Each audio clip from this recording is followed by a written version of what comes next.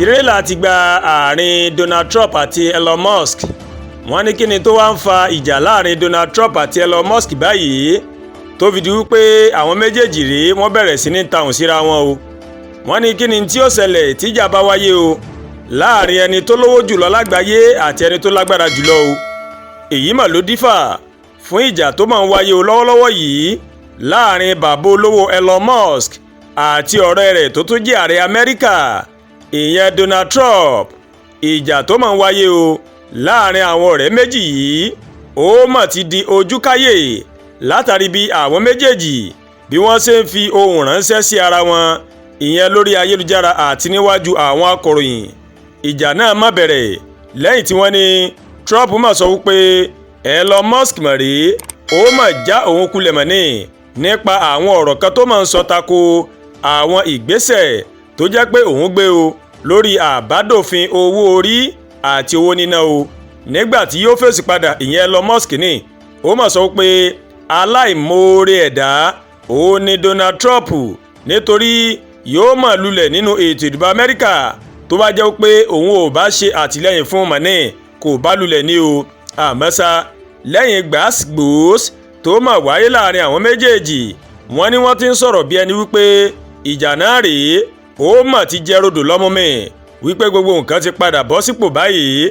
Èyí kò mọ̀ sẹ́yìn bí Trump bó ṣe sọ fún iléeṣẹ́ ìròyìn rẹ̀ ìyẹn Politico pé kò sí wàhálà ó ní gbogbo nǹkan ló ti ń lọ bó ṣe yẹ kó lọ o.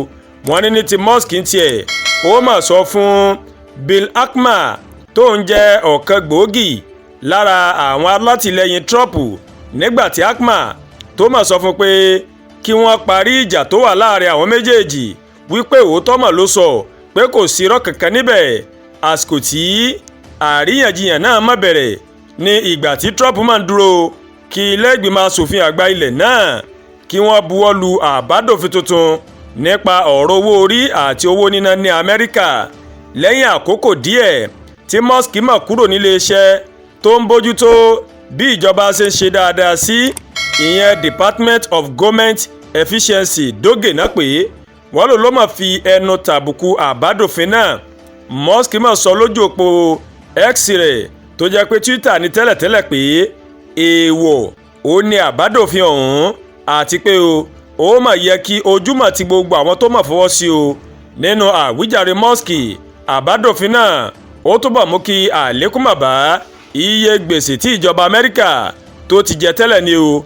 Àmọ́ ọ̀rọ̀ náà mà rí kò mà dùn mọ́ Trump nínú níbi ìpàdé àwọn akọ̀ròyìn kan pẹ̀lú olórí ìjọba France Friedrich Merz.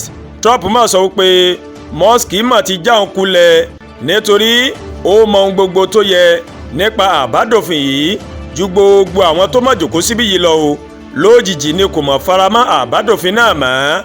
Ìbádọ́rẹ̀ẹ́ Trump àti Elon Musk ó mà pọ̀ sí i lẹ́yìn tí ọkùnrin kan tó má gbìyànjú láti gba ẹ̀mí lọ́rùn Trump nínú oṣù keje mọ́ni ìyẹn ọdún tó kọjá o ní Pennsylvania.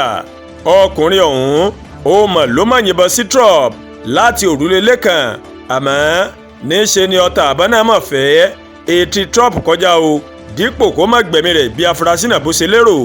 Lẹ́yìn náà ó ní Elon Musk tó ní Twitter ó mà ló mà gbé òbítíbitì owó kalẹ̀ nígbà náà erinma sẹ́lẹ̀kì owó mà ní ìyẹn $290 million òun ló mà gbé kalẹ̀ fún ìpolongo ìbò fún Donald Trump wípé dandan láì o òun ló gbúdọ̀ padà sí White House tó jẹ́ ilé ìjọba Amẹ́ríkà. Ṣùgbọ́n gẹ́gẹ́ bí wọ́n ṣe jẹ́ kó di mímọ̀ wọ́n nínú ọ̀rọ̀ àwọn méjèèjì báyìí wọ́n ní wọ́n ṣe bí ìgbà tó yẹ pé kò sí nǹkan kan mọ́ pé ìjà ti parí o pé gbogbo ẹ̀ ti jẹ́ rodò lọ́mú mi. Àdúràgbà Olúwatóyìn ló ń kàròyìn sí létí o láti kàn ní Ẹ̀yà Yorùbá World TV. Bẹ́ẹ̀ ṣe ń wò wá ẹ máa bá wa like ẹ máa share ẹ dẹ̀ mọ́ comment ẹ má tún gbàgbé o láti bá wa subscribe sórí YouTube channel wa kẹ́ wá bá wa tẹ notification bell láti lè máa àwọn ètò wa lọ́kọ̀ọ́jọ̀kan tó bá ti gorí ìkànnì yìí. Ẹ ṣé pọ̀ tẹ́ ń wò wá o a kí wa pé a kú pọ̀pọ̀ ìṣe ọdún iléyá o ọ̀pọ̀ ẹ̀ báyìí là á ṣe lókè ìpẹ́ o.